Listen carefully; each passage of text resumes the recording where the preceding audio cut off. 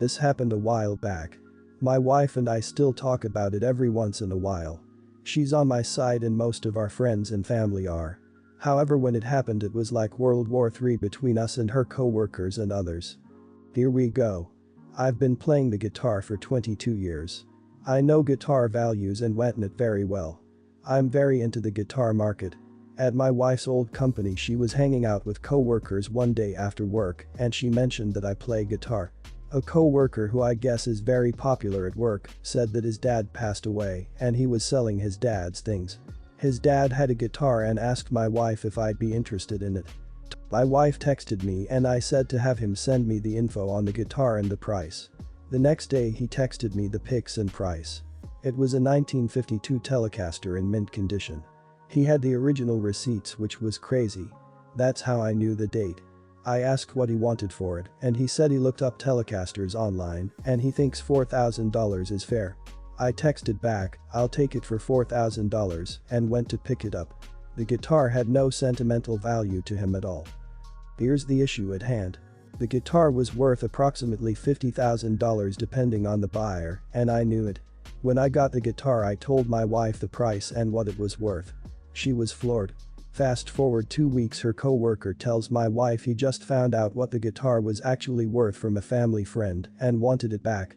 She said, well, he really likes the guitar and he knew it was worth $50,000, which is why he was floored you offered it to him for $4,000.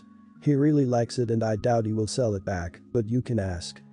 Probably not the smartest thing for her to say, but she was caught off guard and it's not her fault or problem. He contacted me and asked to buy it back. I said that it's not for sale. He then said I scammed him and he was going to sue me and take my wife to HR for being a part of the scam. Which was nuts, but he actually did contact HR. They were cool about it and said it's not their problem. It's between him and me.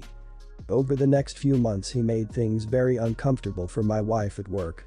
He would bug her constantly about it. She eventually had to go to HR for harassment and they actually let him go. She complained twice and he was warned and didn't stop. He's contacted me several times about it, so I got a restraining order for harassment too. I blocked him too. I haven't heard from him in about a year. Am I the idiot? Not the idiot. When you sell something it is your responsibility to know or determine what it's worth, not the person you are selling to. Everyone sucks here. You blatantly took advantage of him and his ignorance. He sucks because he didn't research it enough and then harassed you and your wife to the point it got him fired. Just a whole messy situation. I don't think you should sell it back to him. You paid a price he gave you, bad on him. You just seriously took advantage of him, bad on you. I'm a bit conflicted because it seems there may be more to the story, but I'm gonna say you are the idiot. You knew what it was worth and blatantly ripped the guy off. He just lost his dad and was probably having a hard time and just wanting to unload stuff, but you could have leveled with the guy and told him the truth. Sure, you may not have ended up with a guitar, but now you seem like a greedy prick. You are the idiot. Legally what you did was 100% legal, but you took advantage of your wife's co-worker. If you were a known professional antique buyer, if it was a store, hell even a garage sale, I'd give you some slack. I think this is fair, is a question. Not the idiot, I mean he could ask if you would return it because he didn't know the real worth, but there is no way he can demand it back because it was his mistake. For several years I was a stripper. I have no shame about what I did and only quit when I got a better job offer. In the time I worked as a stripper, I intentionally lived as cheaply as possible, shitty little studio flat, living off ramen, wearing old clothes, because my coworkers all told me that they were able to buy their own places on their income, so long as they saved like crazy. Before I retired, I managed to outright buy myself a 3-bedroom flat. I rented out the other rooms for a while, but I got sick of having roommates, so now I have them up online for shorter stays, but not to rent. I met this guy about 18 months ago, and we've been together since. He knows about my employment history, and he said that he has no issue with it, though he did ask me to tell his family the white lie I occasionally use on my CV and stuff, which is that I was a waitress. A month ago we found out that I'm 2 months pregnant. He says this is great news and we should move in together. I assumed he'd be moving into my place because he rents his far smaller 1-bedroom flat while I own mine, and I have room for a baby's room while he doesn't. Also, I really don't want to leave my flat. It's my flat, I love it, I could see myself living here for the rest of my life, and I don't want to lose the security of owning a flat and have to go back to paying rent or a mortgage each month. However, he then said that he didn't want to move into my place and said I should sell it and we buy a place together. I said that I like my place, it means a lot to me that I was able to buy it and it represents years of working my arse off scrimping and saving.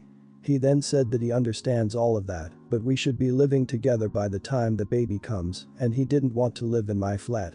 I asked him why not, it's a great flat, it's central to everything, it's spacious, it's got room for all his stuff, there's a daycare in the building, owned by another tenant, and a school 5-minute walk away, the list goes on, and he said that he didn't want to live in a flat that was bought with stripper money.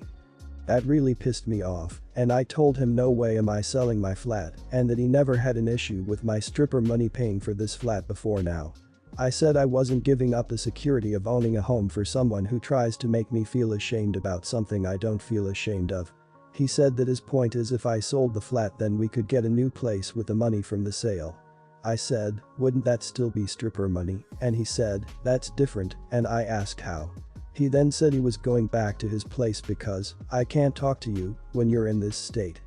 He's gone back to his flat now, and he's texted me saying I'm overreacting, and I need to think of this realistically rather than emotionally. He says he wouldn't feel right raising a child in my flat knowing how I purchased it and selling is the best idea of all of us, not to mention the fact he isn't on the deed because it's my place and it would never feel like our place because of this. I feel I might be the arse because I get why he might feel like it's just my place and I feel I'm being too rigid in a time we need to work together, plus I spoke to my sister and she sided with him, so 2 out of 3 people think I'm in the wrong here. Am I the idiot? Not the idiot. Sell your place and use the money to buy a new place. How much would he be pitching in on the new place since he wants to be on the deed so badly? Since he's renting I'm guessing 0. This guy is a loser who just can't handle that you've been more successful at life and wants to use you as a leg up. Not the idiot. I am laughing my arse off over here. He's okay with laundered stripper money, but not traceable stripper money. Now to my thoughts. Don't sell your flat, ever. My wife and I have a rental and it's our nest egg. Maybe rent it out and use the money to pay for your next mortgage, but don't sell it. It's one way to become wealthy by renting properties and living off the rent. I know a businessman who became very wealthy doing this. My wife and I are doing it because we couldn't sell our old house. Former stripper here, I was in a similar situation at one point, minus the pregnancy, and for a fact, he is doing this to gaslight you, keep you connected and tied to him, and have a comfortable lifestyle without the sacrifices. Do not let all your hustling go to waste by letting this man come near your bag. Let's be honest, strippers are the best judges of men's character. We can read them, and we know them. What do your stripper instincts tell you about this man? NTA. Man, I'm really sorry, but he probably doesn't want to help taking care of this child, and now he is giving excuses. I don't know why he would say those things, but I know that you are right to not to sell the flat. Context. My brother and I are twins and had wealthy parents. We have some property that they bought for us for our 18th birthday. Fast forward 14 years and we are both married. Our parents passed away and we finished dividing inheritance. My husband and I are fairly high earners in our own right, while my brother and his wife live off of his inheritance. Our parents' wealth mainly came from stocks, bonds and their jobs, so they didn't have much real estate. 2 years ago, my brother asked my husband and I for a loan so he could start his own business. I agreed to it and we signed a contract where he uses the real estate our father bought for him as collateral. At this time, he had been living with his wife in a different city. His business was lagging, but he still somehow managed to pay the bills. He was still making the monthly loan repayments to me, so I kept quiet. Recently, I found out that he sold the property he gave me as collateral to one of our cousins. Neither of them said anything to me, and he kept the money for himself and did not say a word about selling the property. Now I'm threatening legal action against him. I'm getting calls from my sister-in-law and my brother's mother-in-law daily. At first they were begging me to forgive him and that he didn't know he wasn't allowed to sell it. Now they're calling me a heartless idiot for threatening to file a lawsuit, and it wasn't his fault because I got an equal share as him from our inheritance, even though I made more money. Apparently his business was struggling so much he needed the money from the sale to keep it afloat. My entire family is in an uproar, half siding with me and the other half with my brother. Not the idiot. Following through will have dramatic effects, but I'm thinking for the better on the end, as it seems to me like you've got some pretty big idiot throughout the extended fam. The idea that he was ignorant about selling the asset and not repaying the loan is funny. What's sad for you is that you apparently had a contract but never put a lien against the property to protect yourself. At this point, filing a lawsuit may get you a judgment but will not result in getting any blood from that turnip. Not the idiot, but I have some advice. Do they own any other property? They were not supposed to sell the property that was collateral because that was your safety if things failed. He knew better. But if he has any additional property that can be signed as collateral, that would be the best bet to avoid a lawsuit. They may be upset about having a different property as collateral, but this was the agreement and you need some protection for the loan. Ot result in getting any blood from that turnip. Not the idiot. But this is a good lesson on why you never mix money and family. If everything goes okay, then not much changes. If everything doesn't go okay, then you end up with a whole bunch of your family hating you, even if you're fully in the right. Not the idiot. He can't secure a loan with an asset, profit off of the asset sale without repaying you, and then expect you to sit tight while his clearly failing business loses more money. He's the one who's ruined your relationship. Who cheats family financially like that? I'm 47, my husband is 49, my son is 28, his fiancée is 27. When my son proposed, we talked to both he and his fiancée to find out their game plans for the future. We wanted to buy them a house, but one question decided how big. Do they plan on having children? Their answer was yes, so we did buy them a house, but kept it in our name. Because they were common law at this point and not yet married, we worried what if they broke their engagement. If the house was in my son's name, for example, she would be entitled to some of it. At least in our names, our family is protected. We think the world of his fiancée. This was just a devil's advocate, worst case scenario thing. They've been engaged for 2 years and the wedding is coming up this October. But we were hit by a bombshell a couple of weeks ago that they no longer have any desire to have children.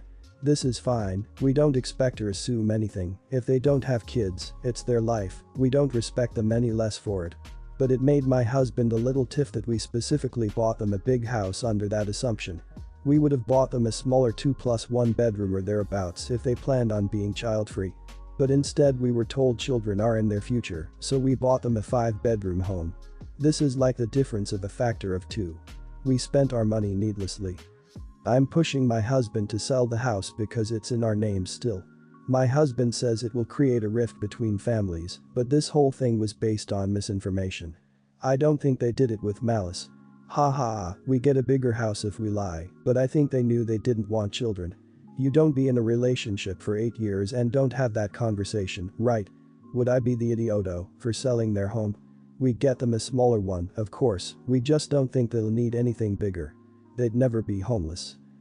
You don't be in a relationship for 8 years and don't have that conversation, right? This is the line that makes you are the idiot. Have you considered that they could have 1. Changed their mind after time. 2. One of them is infertile. 3. If they change their mind once, they can change it again. 4. The gift seemed to be a gift with no condition. Adding a condition after it makes you the idiot. You're the idiot. This is manipulative as hell from the start, buying them a house, but keeping it in your name so you can sell it out from under them. You should do some self-reflection. You're the idiot. No matter how much you try to justify this, you would be a massive asshole for selling the house. This is their home that they have been living in for 2 years. You bought it for them as a gift, and what they do with it in their marriage is their business. Don't give gifts with strings attached. They might decide to have kids later or might have other reasons for needing other rooms. You're also an idiot for keeping the house in your name. It's not protecting your family. It's being controlling. Wow, I can't believe I'm seeing a bunch of you are the idiot.